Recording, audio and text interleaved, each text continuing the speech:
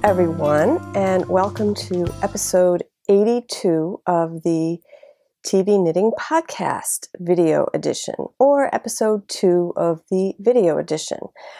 I want to welcome new viewers. I have had several YouTube subscribers. Thank you so much. And I have also had some feedback in my Ravelry group and new members in Ravelry group. Welcome, new members, and thank you so much for everybody's wonderful, positive feedback for the new format of the show. So I'm pretty excited about it as well. And I also want to say a big thank you to my friend, Kristen, also known as Wool and Vine, from Wool and Vine Yarns and the Yarngasm podcast. She Instagrammed about my podcast and talked about it on her show. So that always brings new viewers when other podcasters talk about each other. Thanks, Kristen. I really appreciate that. That was awesome. So let's get right to it because I have lots to talk about today. So the first thing I want to talk about is my first segment. I'm going to be going back to my old format when I did audio, and I'm going to be just breaking up my show into different segments. And the first segment I always had was called Stitchery, and that is when I talk about things I have been working on. Pretty much, I will also now talk about sewing objects, and I'm probably going to do a whole segment at some point about what I've been sewing and how I've learned new techniques in sewing, but I'll save that for another day. So first thing I want to show you, this is my first finished object, probably in a while, and it is the barley hat. And let me get a close up for you. Yep, there we go. That's the barley hat. And I have great lighting up here in my studio because right in front of me is a skylight, and that is really, really super awesome. So I have pretty good lighting, and I'm going to try that hat on. I am not really a hat person, which is why I don't knit a lot of them, but there it is. You can see a little up close. And there we go. So that is the barley hat, and that is by Tin Can Knits. And it was a pretty awesome knit. I do want to talk about, I did make a mistake. Actually, I made several. And I brought this to the movies with me. Troy and I saw The Imitation Game, and I highly recommend The Imitation Game. Awesome, awesome movie. And there's some great knitwear in the movie. There's some great Fair Isle sweaters, and you can check those out.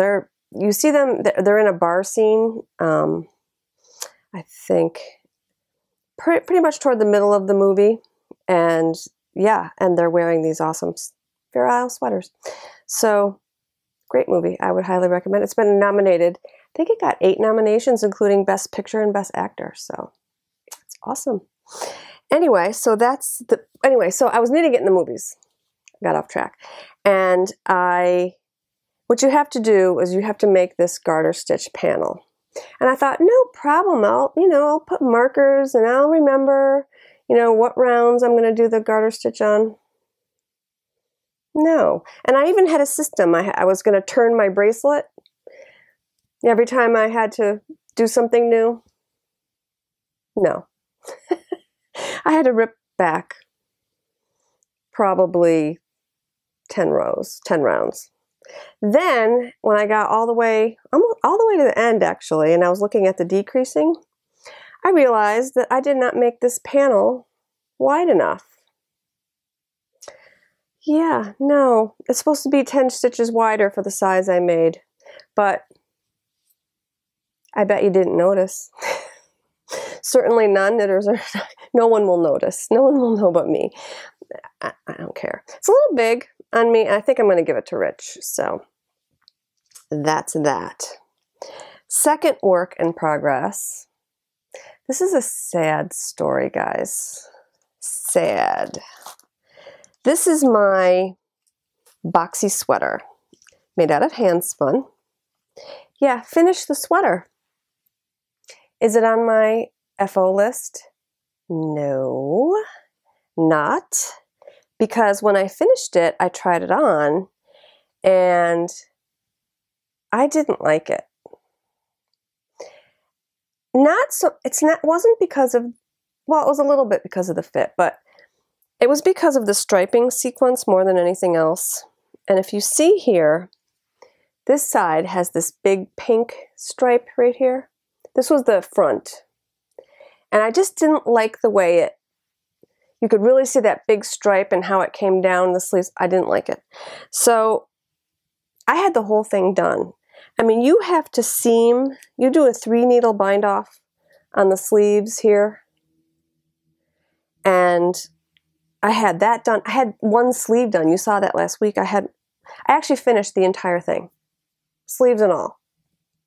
And I ripped it out. That's how I roll, guys. I rip out a lot of stuff. I would get a lot more knitting done if I didn't rip out so much. However, I do produce more wearable items because I do rip out. So what I decided to do 2 things. I made this pink stripe on the top here. This is now the back. So I just reversed the sides. So now the front is much more attractive. It's much more subtle in the striping. I don't have that big giant pink stripe going down the arms. And I think it will look very nice. So yeah, that's that. So it's okay, it's hand spun. I love knitting with my hand spun, guys. It's really awesome. So I'm cool with that. Ripping out the 3-needle bind off. Actually, this is the second time I ripped out the 3-needle bind off. True confessions. First time I did the 3-needle bind off, you're supposed to obviously attach the fronts to the back, right? This way. Guess what I did? Because it's such a weird, I attached it this way, side to side. See, so you know what? I do a lot of knitting and I do a lot of garment construction and I still mess up. I did it this way. I did it from side to side instead of front to back. You really can't tell, right? Until you finish it and go, wait, that stripe shouldn't be here and it shouldn't be a V-neck. That's where the arms are. True confessions. I think that's going to be the title of the show. I was going to name the show Ripping It Up. I'm naming it True Confessions. So that's that. I'm cool. I'm actually okay with it. So because right now I have finished the fronts. The fronts are done. And I'm on the back. It's going to take me another couple days and I'll have that sucker seamed and I will be able to then pick up for the sleeves and I'll be done. So it's fine. Oh, and I had to rip out the neckline. I even had the neckline in. Oh boy. So anyway, so that's that. Okay, speaking of ripping, this is, I showed you this last week. This is the Indian feather shawl, and I will put the designer of the pattern in the show notes. And I've gotten a bit more done on it. I finished all the lace, and I've started the short rows. And I started the short rows in the dark, driving home from Utica in an ice storm. I wasn't driving. My husband was driving. And the ice storm was kind of done, but it was torrential rain and it was in the dark.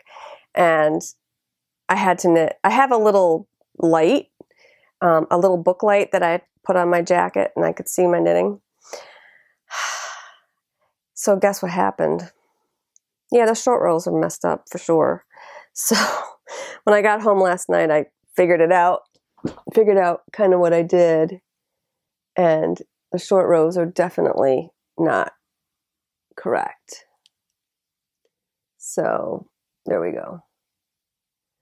So yeah, I need to do some ripping on this one too. But I love it. Look how pretty it is. It's beautiful colors.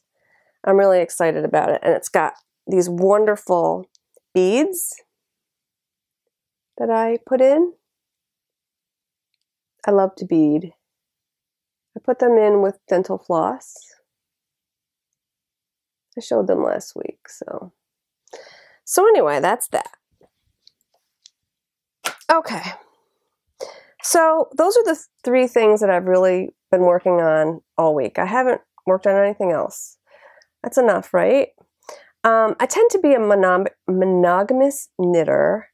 I usually pick 3 things, and one thing I'll work on in the car. No, I'm sorry, maybe 4 things. So one thing, I like to knit socks in the car. So I'll knit a sock in the car. I'll knit a shawl at home on the couch when I'm, when I can pay attention. And I might knit just something plain at night when I'm tired. So speaking of socks, I didn't work on these this week, but I'm going to show them to you anyway. And the yarn is by my friend Kristen, Wool and Vine Yarns, and this is the Holly Jolly colorway. And I started these socks just after the Christmas. And sock number 1 is just about complete.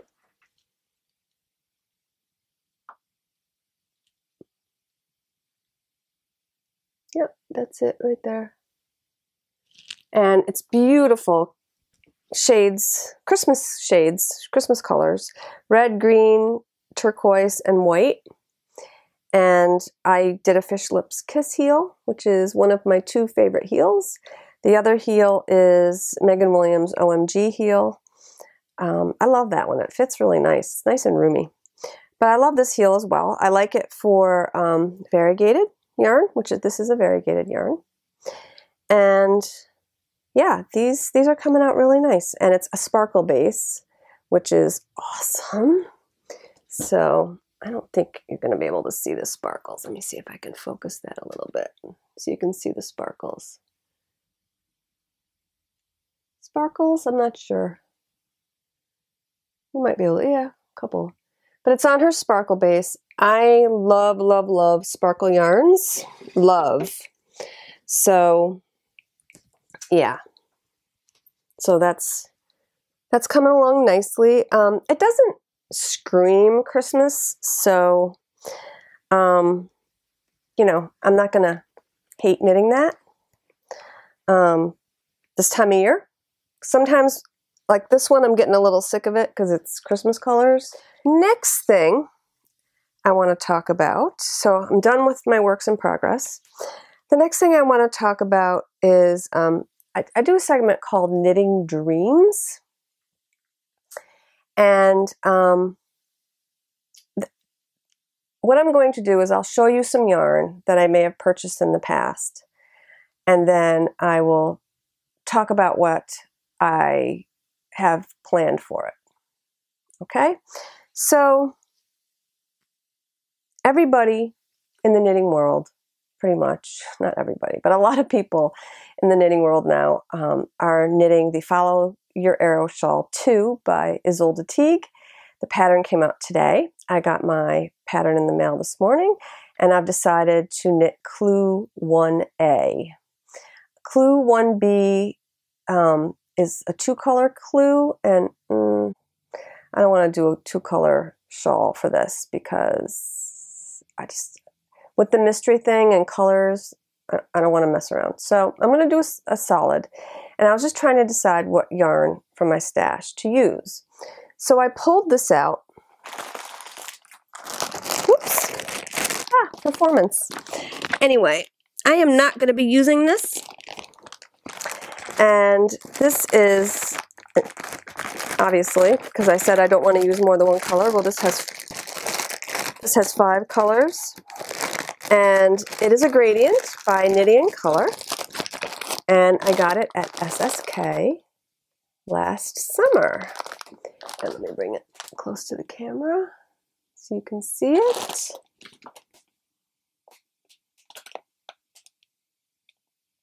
Yep, and there it is, Knitting in Color. And I thought about it for 2 seconds. I said, oh, you know, I needed 500 yards, and I wasn't sure that I didn't have anything, 550 yards. So I didn't have any skeins of 550 yards in my stash. And this has 600.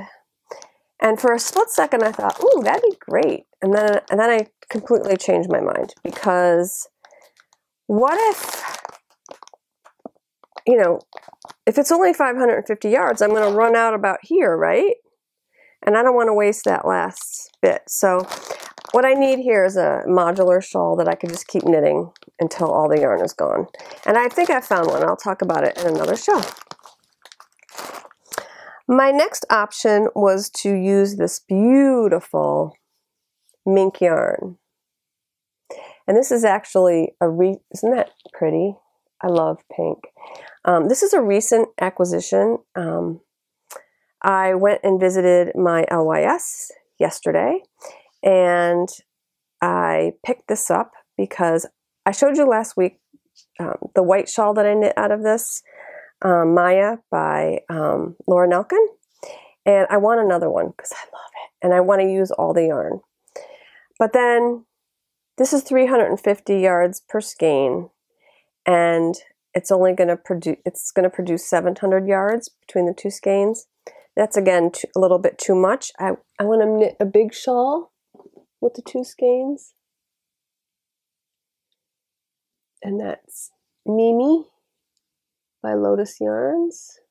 It's a commercial company. So yeah, that's out. And then my other option was 2 colors. And I changed my mind. I'm not going to use these. This was a skein from Wandering Wool. It's absolutely stunning. I got it at SSK in the goodie bag at SSK. And it's beautiful, isn't it? I absolutely love this skein by Wandering Wool. And this is the Ossable Sock 80-10-10 MCN Merino Cashmere Nylon. And the colorway is Knitting in the Nashville Night, and it was an SSK giveaway, like I said. And the other one I thought about using was this, and they go well together, and I might use them in another shawl someday. And this is by Roman Hills, and it's a Downton Abbey colorway, the Dowager Countess. And this was a gift, and I'm mentioning her a lot lately today, from Kristen Wool & Vine. About 2 years ago, she sent this to me as a gift. And I love this, and I think it's going to be with this, but not in Follow Your Arrow. So what to do? So I found out today when I got the pattern, it says up to 550 yards. So I have lots of skeins in my stash that I could probably use, but I ordered a skein of Volmise from a D-stash, and it's beautiful. It's purple. So it hasn't gotten here yet. It's supposed to get here tomorrow, and I will show it to you next week, so I'm pretty excited about that. Okay, so that's my knitting dreams for the week. So my next segment is going to be, I'm going to be calling it Spin-Off. The segment name used to be Confessions of a Newbie Spinner. I'm not a newbie spinner anymore. I still consider myself a beginner, an advanced beginner.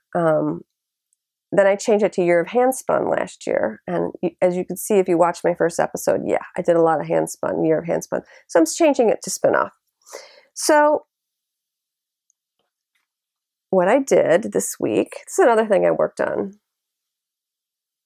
I knit a swatch from Tyson who is my fleece that I bought at Rhinebeck 2 years ago. And I think it came out great. I'm really pleased with it. The sweater that I'm thinking of knitting has a gauge of 4.5 stitches to the inch. And I got 4.3 after blocking on a size 8 needle. This is the sweater. I do not know if you can see that. And I apologize if you can't. This is that's the first time I showed anything on my iPad.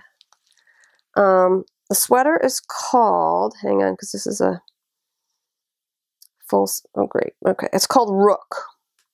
Sweater is called Rook. It is a Brooklyn tweed pattern, and it calls for shelter. It's in Wool People Volume 6, and the designer doesn't say. Oh, nope, designer's Kyoko Nakayoshi. How's that for pronunciation? But here it is again.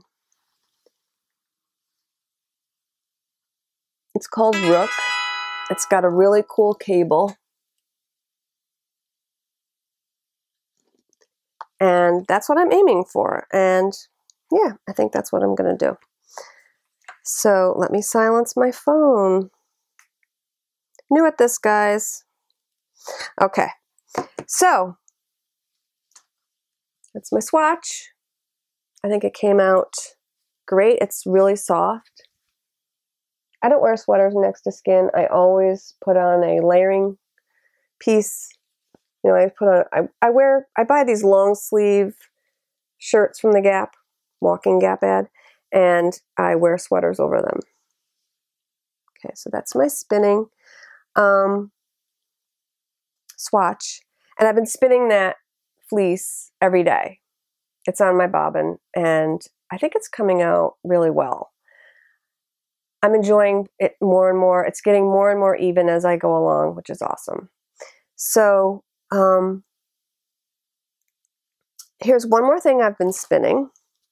And this is actually, I made this bag. Cute. It was just a pattern I bought at Joann's. And the fabric was from Joann's. And I love wedge bags. I have a lot of bags by Amy Beth, That Squirrel Speaks, and I just love them. I made this, and I'm super excited. I'll talk more about it in another episode, but it's a Christmas bag still, and it's holding my spindle project, which I started January 1st. And I am doing the D-spackle. Oh, I'm going to mention you again, Kristen, from Yarngasm podcast. She's hosting a spindle along, and we have 4 months to spindle and knit a shawl. So I'm using my Jenkins Lark spindle.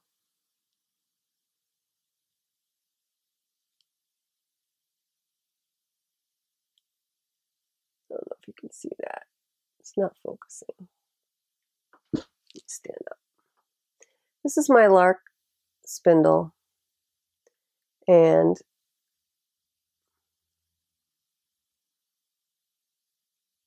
I love it.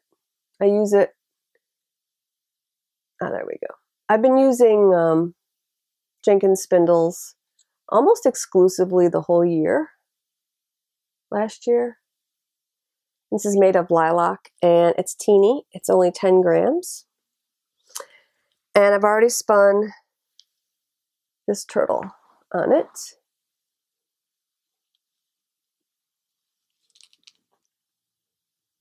I believe this is a merino merino yak wool blend.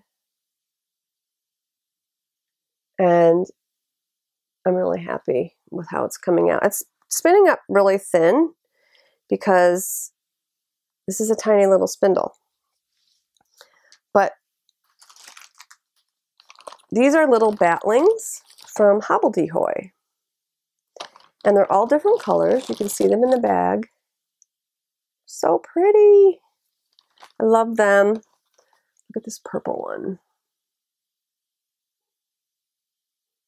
I love it. It's beautiful. And let's see. Superfine Merino, Soy Silk, Yak, Tussa Silk, Sari Silk, Sparkle. A lot of fun to spindle. And what's also fun about spinning little small bats like that is that, that's Hobbledehoy, is that you don't get bored. So I finished this navy one, and then I'm starting on this mauve one. And yeah, I'll just reach in and grab one and spindle. So that's what I've been working on, spindling. I haven't gotten very far. I mean, it's mid-January and I've only gotten that one done. I have just this much left of the second one. My kids were here and they required a lot of attention. So I'm going to be really concentrating on this starting today because I really want to finish. I'd like to finish by the end of February, so I have 2 months to knit the shawl, and I don't know what shawl yet. I was thinking hitchhiker, but I think the yarn is going to be a little too fine, so we'll see. We'll see. All right. One more thing with spinning, and I think what I'm going to do, I'm going to also do a spinning dreams segment because it's like I do knitting dreams, and I joined a spin along in the Twisted and Arbitrary spinning group. It's on Ravelry. And it's called Spin the Bin. And you fill up a bin full of a year's worth of spinning that you think you can do in a year. And you declare it. You say what you're going to do. And you spin it. And one of my bin items is my fleece, Tyson. So I've already started him. But I'm going to get really bored spinning that oatmeal. It's going to take me 2 months to spin it, I think, from my calculations. So what I think I'm going to do is in February, I am going to finish up a bobbin, take the bobbin off, and February 1st, I am going to spin this. This will definitely, it's so big, I can't even get it out. Look at this thing. This is a bat. I haven't weighed it. There's not much information. This is crazy. It's a rainbow bat. Look at that.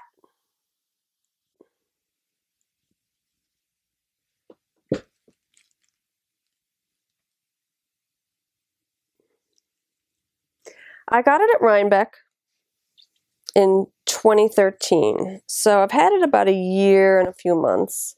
And it's still pretty good. You know, I've really kept it so it's not smushed. So it's still pretty, it's not compacted in any way. And I'm just going to grab hunks of it and spin it and then ply it and make a 2-ply. And how fun is that going to be? And I'm doing this, I got this idea. Oh, it's so soft.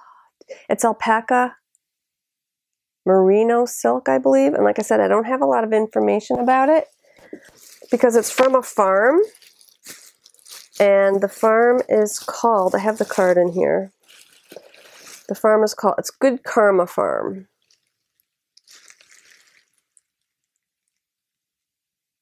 Good Karma Farm. Oh, here we go. It's right on the back of this card. Wool, I don't even know what kind of wool. Wool, alpaca, and sari silk. I don't see any sari silk in there, but maybe a little, now that I opened it up. And it's beautiful. So anyway, I decided to do this, first of all, because it's in my Spin the Bin. And second of all, because Suburban Stitcher is doing a rainbow along in February, and I want to join that. I want to join along and spin this as part of the rainbow along. So, yeah, that's going to be my February spin for that. I think that is, I thought it was about 5 ounces. I bet you it's 6. I don't think it's 8. I'm going to weigh it. I have a good scale downstairs. I'm gonna weigh that. It's a big bat. Okay, so that is about it, pretty much. One other segment I used to have in my audio podcast was called Spotted, and I would talk about knitwear that I would see on a TV and a movie, and I already talked about the Imitation Game and the knitwear I saw there. But I'm also on this podcast, when I do my Spotted segment, I'm going to just showcase some of my finished objects from the past. And I'm going to showcase this today, and this is a shawl that I knit in 2013, and I have it with this beautiful shawl pin that my husband gave to me for Christmas this year. He got it at Rhinebeck. He kind of ran away from me at Rhinebeck. Scared the crap out of me because he doesn't always answer his cell phone, and he was buying this for me when he ran away. So anyway, he bought that shawl pin. It goes great with the shawl. And this is the Lullaby Rain Shawl by Paula Emmons Feasley of the Knitting Pipeline podcast. I knit it out of Ella Ray Lace Merino, and it's a fingering weight, and it calls for a sport. So I knit it out of fingering, calls for a sport. I put some beads in the picot edge. I don't want to take it off because I have my microphone clipped to it. And it was an awesome knit. I loved it. And if you do knit it out of fingering, it makes obviously a smaller shawlette, and you're going to need probably more than one skein. I needed like one and a little bit of a second. So I just ended up, I gave away the second skein to somebody, one of my friends. So it worked out. Okay, so that's about it. I want to talk about the giveaway. I skeined up the leftovers for my sweater. Here it is. And what I did was I just made some loose knots, joins. There's 4 joins in here.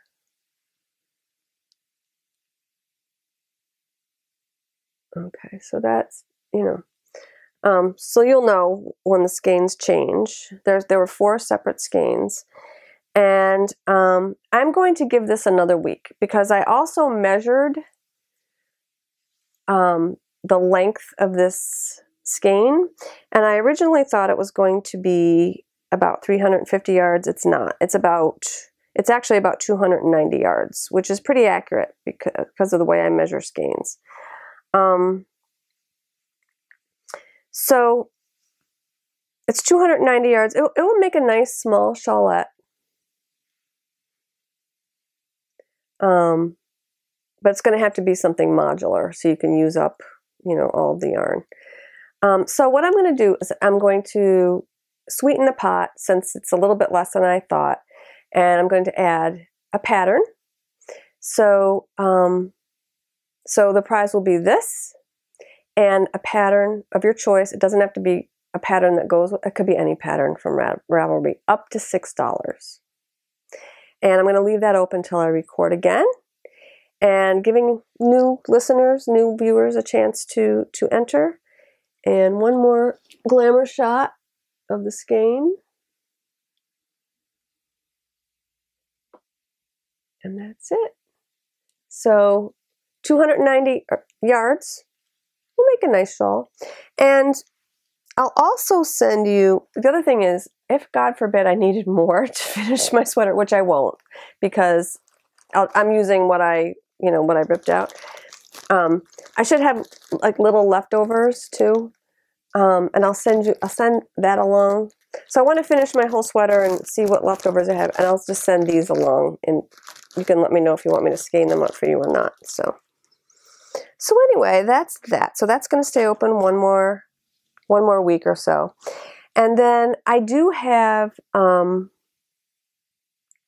giveaway for the Mega Stash Down. If you look in my group, my Ravelry group, I had a Mega Stash Down. I started it July 1st. It was supposed to end August 31st.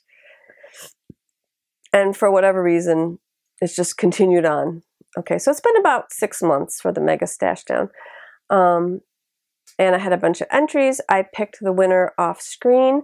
This is for the Mega Stash Down. I'm going to give away a pattern, which is up to $6. And the winner of that is Cozy Couch, CK. And she's a longtime listener. So congratulations, CK. Contact me on Ravelry. And I will gift you a pattern of your choice up to $6. So congratulations. The only other thing I want to talk about, I have one more segment actually, and I'm going to call it Ask the Stitch Mistress. I know it's kind of pretentious, but I don't care. So anyway, I've already had some questions in my show thread, and I'm going to answer 2 of them now.